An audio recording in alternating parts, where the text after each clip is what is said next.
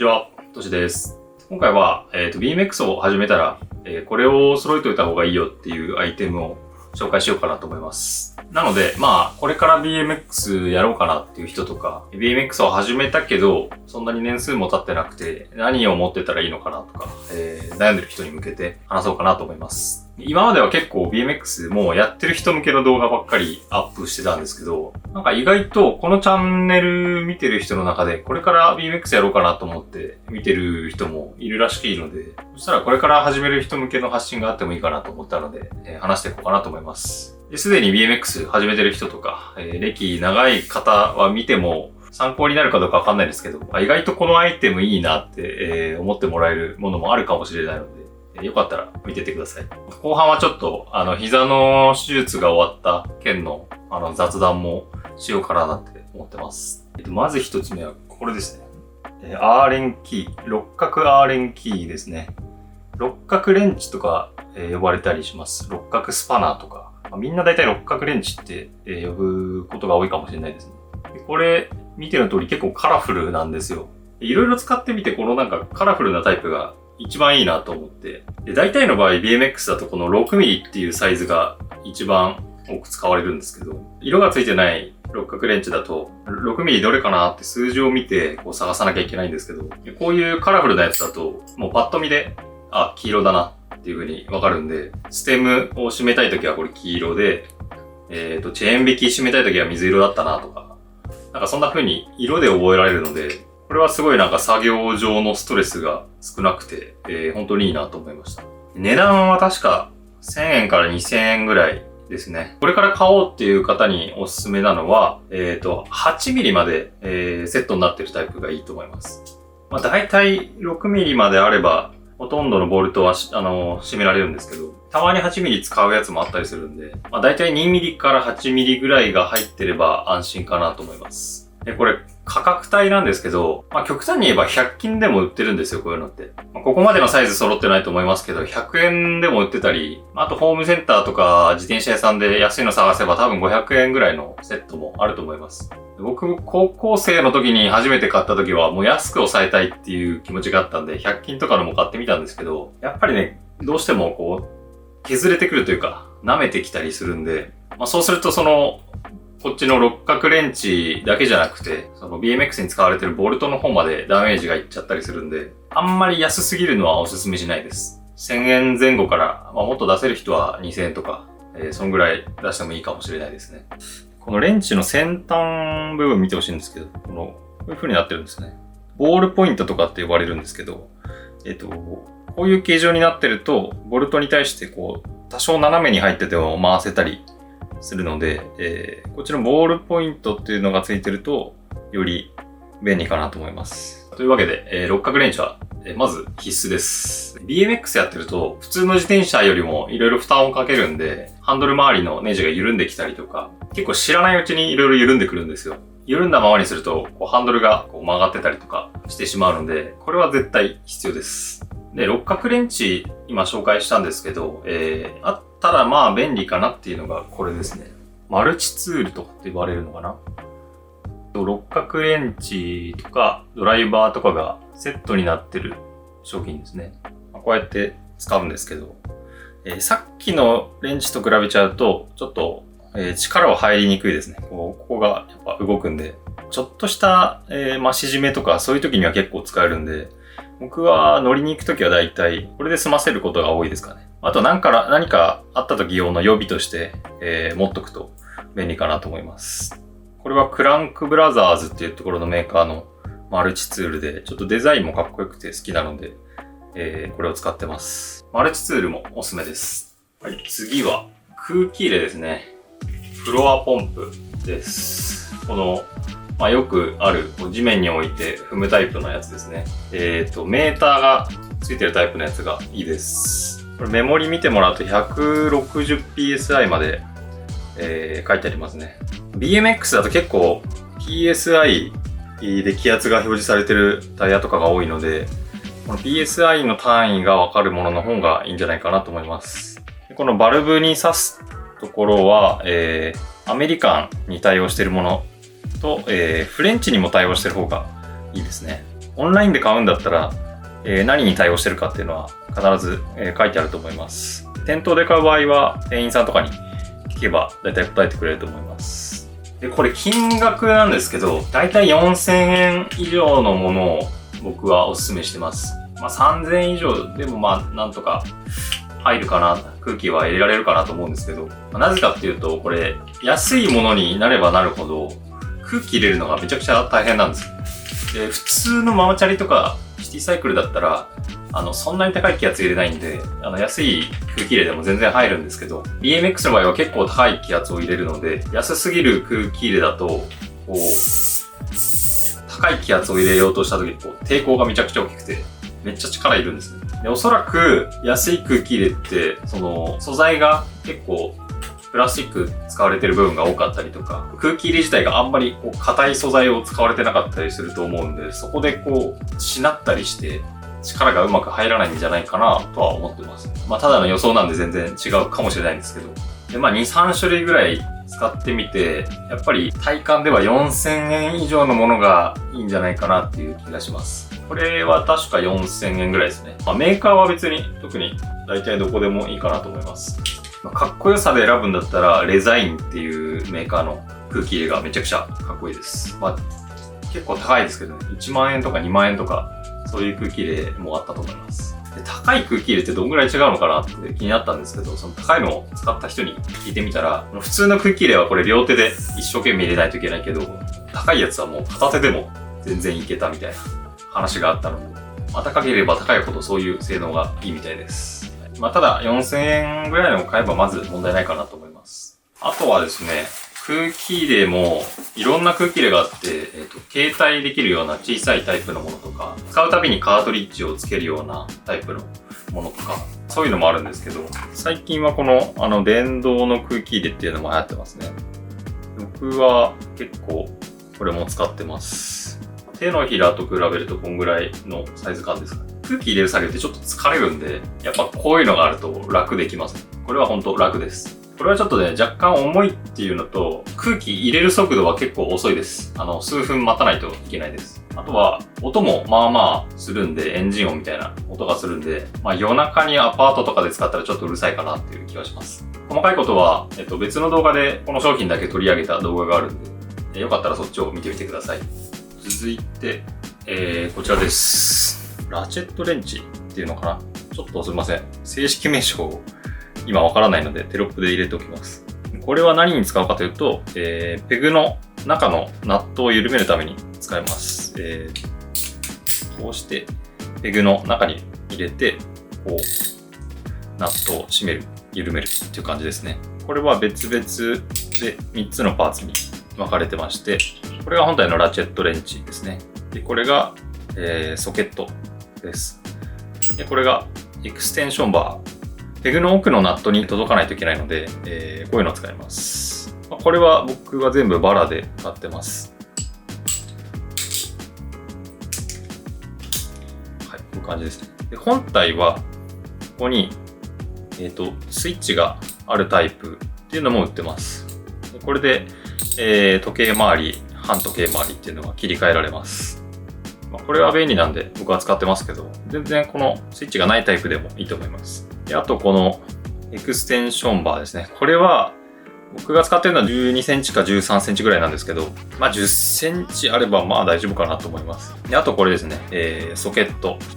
このソケットが結構注意が必要で、まずナットのサイズっていうのが、自分の BMX に使われているナットのサイズと合ってないといけないです。だいたい 15mm か 17mm が多くて、たまに 14mm もあります。このサイズですね。これはちょっと調べてからちゃんと買った方がいいかなと思います。ここの深さも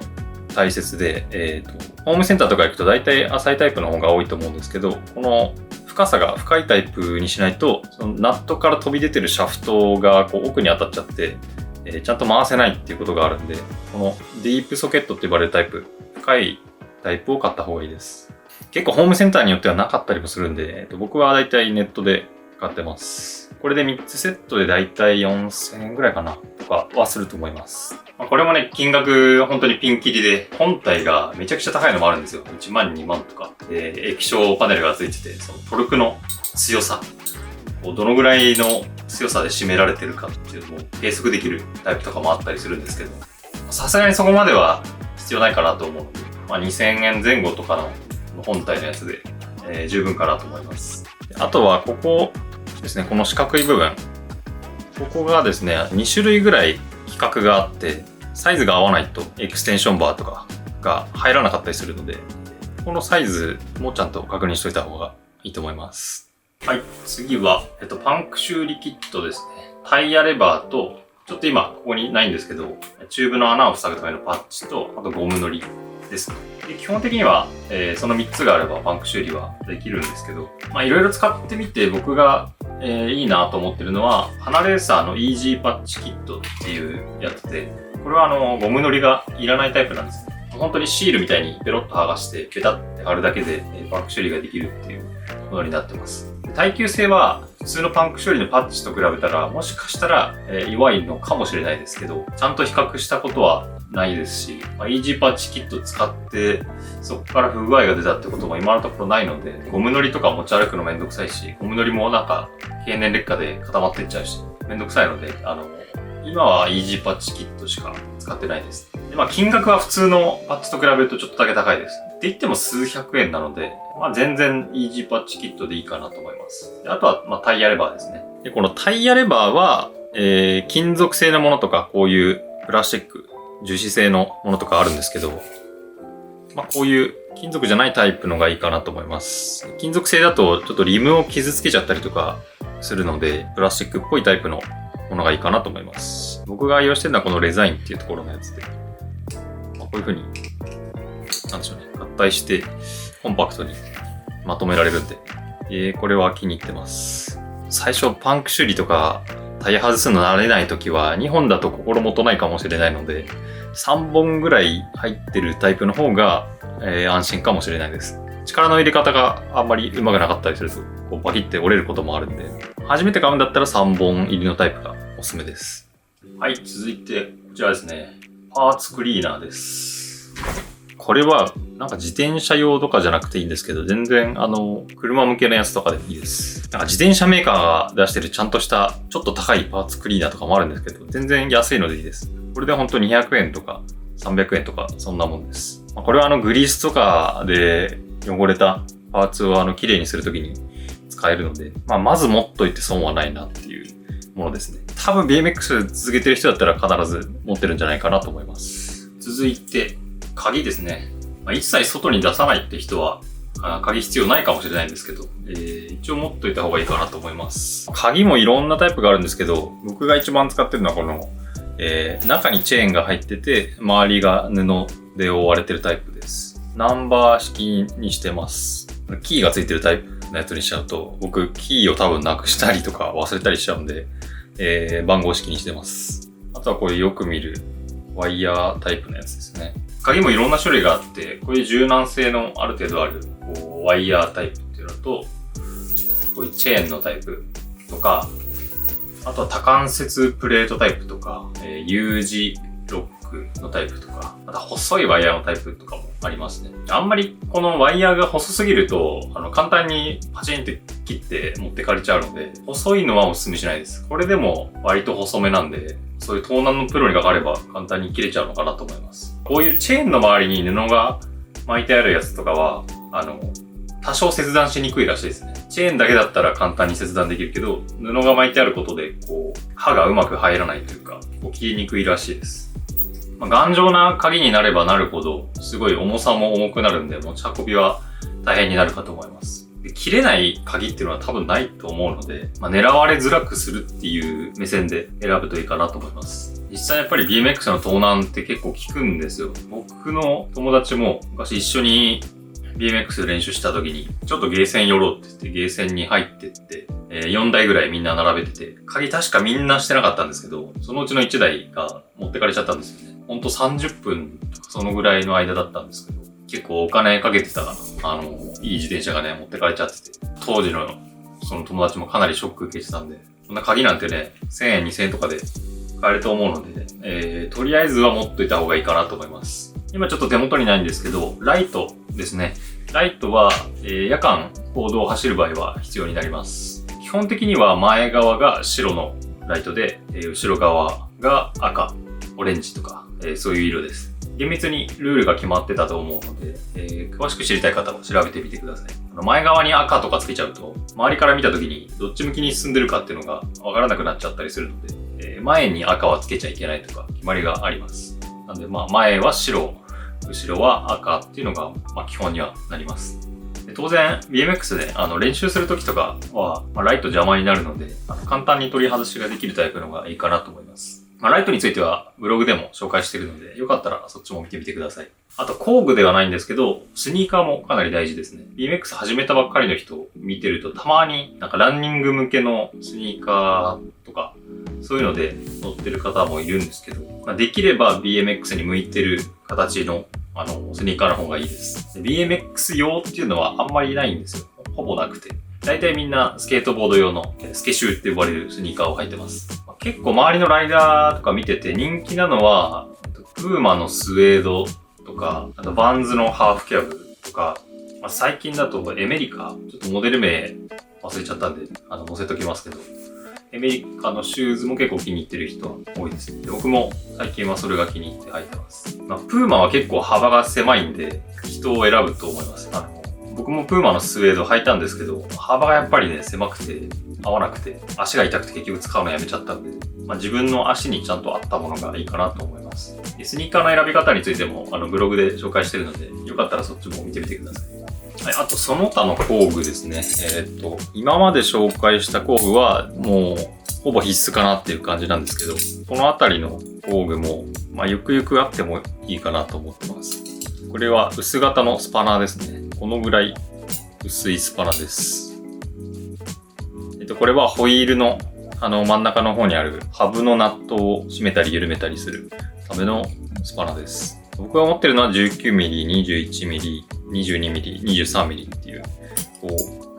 4つのサイズで使ってます。これも自分が使ってるハブによってサイズが変わってくると思うので、自分のに合ったものを選ぶといいと思います。で、このスパナのセットみたいなのも売ってたりするんですけど、セット買ってもね、そんなに使わないと思うんで、バラで買った方が無駄がなくていいかなと思います。僕は東急ハンズとか Amazon とかで買ってます。あとこれですね、ワイヤーカッター。これワイヤー以外にスポークも切れるんですよね。ここでワイヤーを切るんですけど、このサイドの部分はスポークをカットするようにできてます。なのでホイールのスポークが折れちゃった時とか、切らなきゃいけない時、ここに挟んでバチンって切れるので、これは結構気に入ってます。はい。これは、チェーンカッターですね。チェーンブレイカーとか、そういう風にも呼ばれますけど、ここにチェーンを挟んで、チェーンの真ん中のこのピンをこれで抜くっていうものになってます。ただ最初の頃はあんまり出番がないと思うので、BMX 買ってすぐは必要ないと思います。でもいつかね、チェーンも限界が来て切れたりとかするので、ゆくゆくは持ってた方がいいかなっていうアイテムです。あとこれは必須っていう感じではないんですけど、できればやってほしいなっていうことがありまして、完成車を買った時って、最初、ハンドルの端っこのバーエンドっていうのがついてなかったりするんですよ。ついてなかったり、すごい弱い素材でできてるバーエンドが、ついてることが多くて、バーエンドってこういうものなんですけど、これはちょっと弱い素材のやつです。ゴムっぽい感じ。硬いゴムみたいな素材ですね。プラスチックなのかもしれないんですけど、最初ってこういう素材が使われてて、それだとすぐ削れちゃうんですよ。で、それでハンドルのグリップの方までボロボロになったりとか、あとハンドルが剥き出しになって怪我しやすかったりとか、ハンドル自体も削れてしまったりとかっていうのがあるので、このバーエンドは交換しといた方がいいです。でどういうのがあるかっていうと、こういうプラスチックのタイプとか、金属のタイプとかあります。これはプラスチックのタイプですね。結構有名なオデッセイのバーエンズっていう、プラスチックのバーエンドです。完成車についてるバーエンドよりは全然強いんですけど、とはいえプラスチックなので、アスファルトとかで練習してると、削れやすいです。なので床面がすごい滑らかなところとか、ベニヤとか、そういうところで乗るんだったら、これでも OK です。これはちょっと使い古してるやつなんですけど、金属製のバーエンドですね。金属製でもアルミとかチタンとかステンレスとかいろいろあります。これはステンレスなんですけど、ステンレスはめっちゃ強いですね。その代わり重いです。かなりゴリゴリ地面にぶつけても全然減らないです。チタンも減りにくいんですけど、チタンはかなり高級ですね。2個セットで4000円とか5000円とかしたりします。もっと高いやつもあります。でアルミだと金属の中では一番削れやすいかなっていう感じなんですけど、その分軽量で金額も安いです。プラスチックよりは削れにくいかなっていう感じです。なのでこういうバーエンドっていうのを完成車買ってもうすぐに、つけちゃってもいいぐらいです。よかったらバーエンドは一緒に購入して、ちょっとお店の人にね、交換してもらうなり、交換方法を聞くなりしてやっておくといいと思います。という感じで、